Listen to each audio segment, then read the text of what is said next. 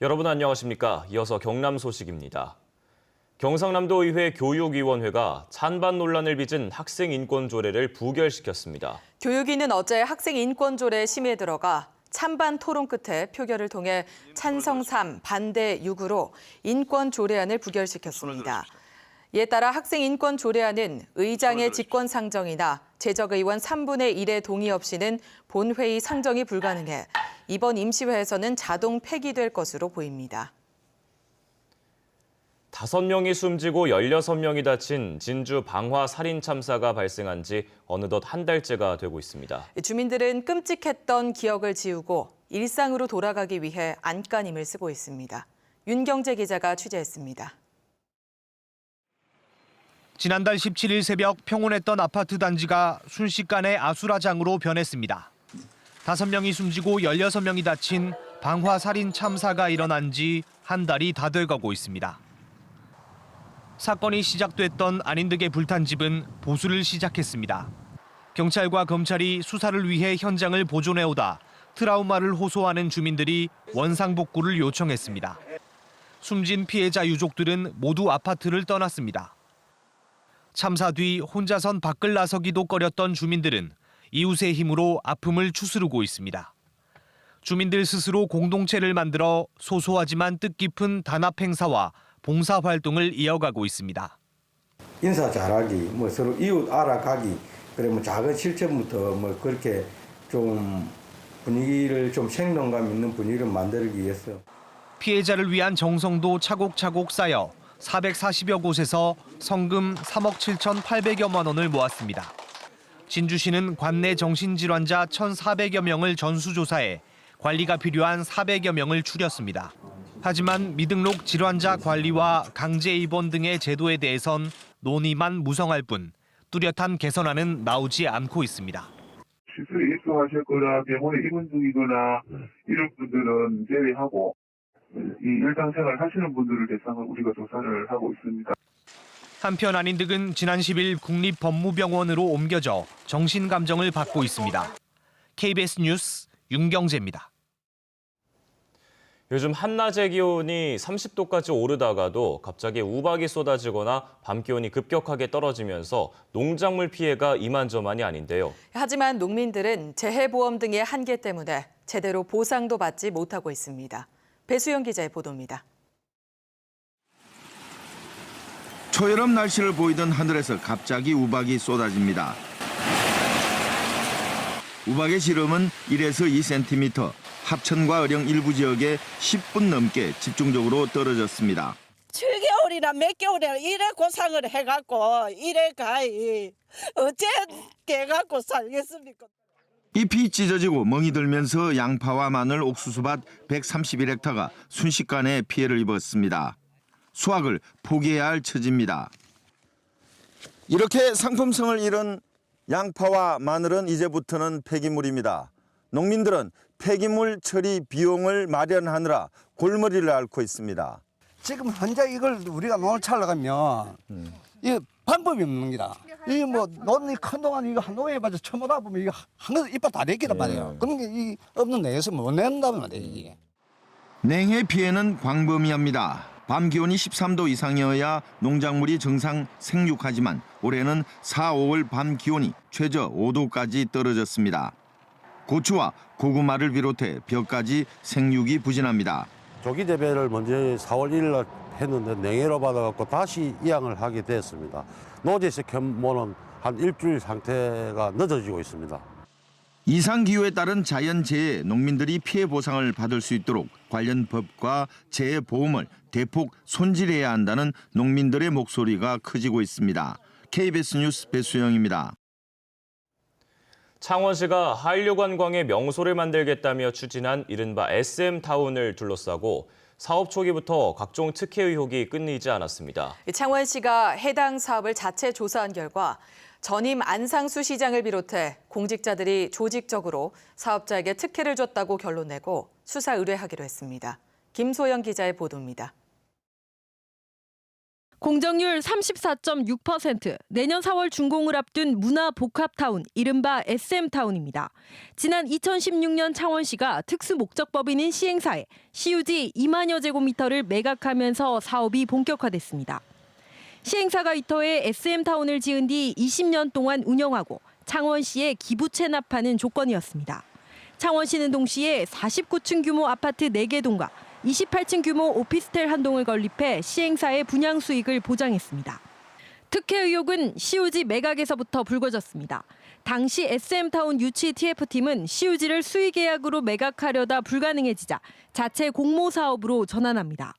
일반 입찰로 매각 공모를 내야 하지만 입찰 자격을 문화시설, 특히 K-팝 등 대중음악과 홀로그램 기술을 활용한 공연장의 운영이 가능한 자로 한정했습니다.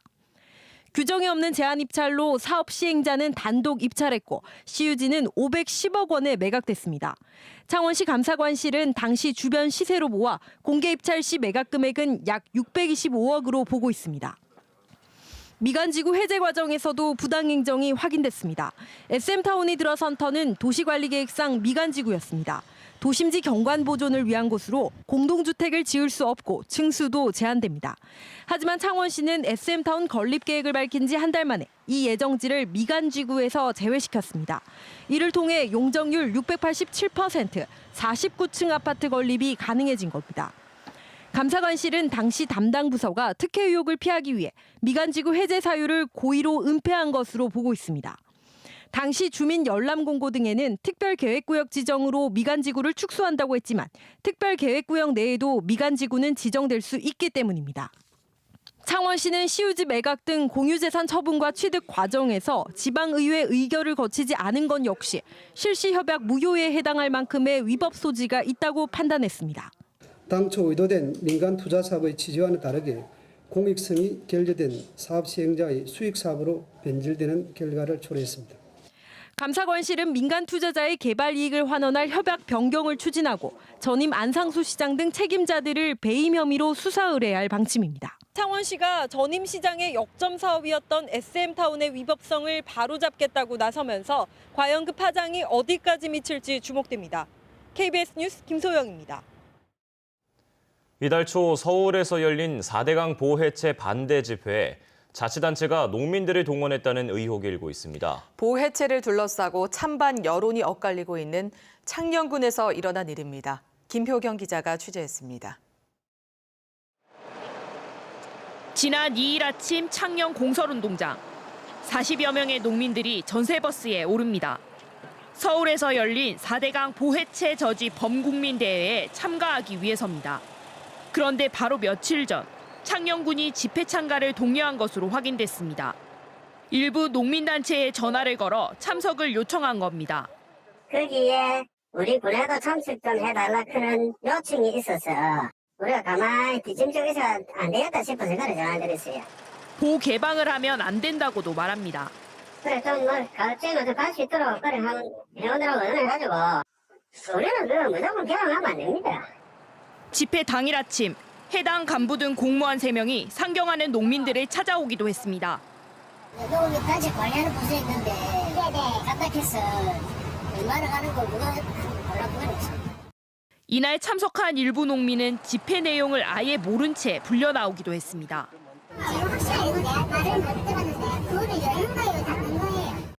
창녕군은 집회 참가자 동향을 파악하기는 했지만 해당 집회에 관여한 적이 없고 간부 공무원의 참가 요청 전화에 대해서는 모르는 일이라고 주장했습니다.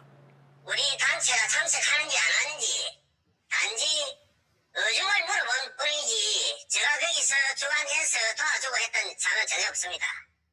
이날 서울에서 열린 4대강 보호 해체 반대 집회 참석자는 3천여 명. 특정 목적을 지닌 민간 집회에 자치단체가 사람을 동원했다는 의혹이 불거지면서 비난이 일고 있습니다. KBS 뉴스 김효경입니다.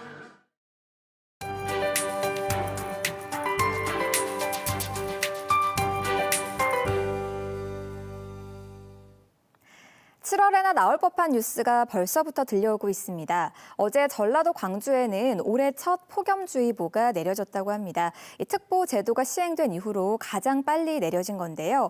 오늘은 전국적으로 어제보다 더 더운 날씨가 이어집니다. 경남 지역도 합천과 밀양을 비롯한 내륙 지역이 30도 안팎까지 오르겠고요. 그 밖의 지역도 모두 25도를 크게 웃돌겠습니다. 내일은 더위에 건강 잃지 않도록 조심하셔야겠습니다. 이렇게 기온이 크게 오르는 이유는 뜨거운 남풍이 지속적으로 유입되는 데다가 햇볕도 강하게 내리쬐기 때문인데요. 오늘도 맑은 날씨가 이어지면서 볕이 뜨겁겠습니다. 자외선 차단제 꼭 바르시고요. 오존 농도가 높은 낮 시간대에 무리한 야외 활동은 자제하시는 게 좋겠습니다. 현재 위성 영상 보시면 경남 지역으로 아직 구름이 많이 지나고 있습니다. 오늘 고기압의 영향권에 들면서 점차 맑아지겠습니다. 현재 기온은 어제와 비슷하게 출발하고 있는데요. 동부 지역은 15도에서 18도 사이의 분포 보이고 있습니다. 낮 기온은 의령과 함안, 밀양 30도, 창녕 31도 등 내륙을 중심으로 30도 안팎까지 크게 오르겠습니다.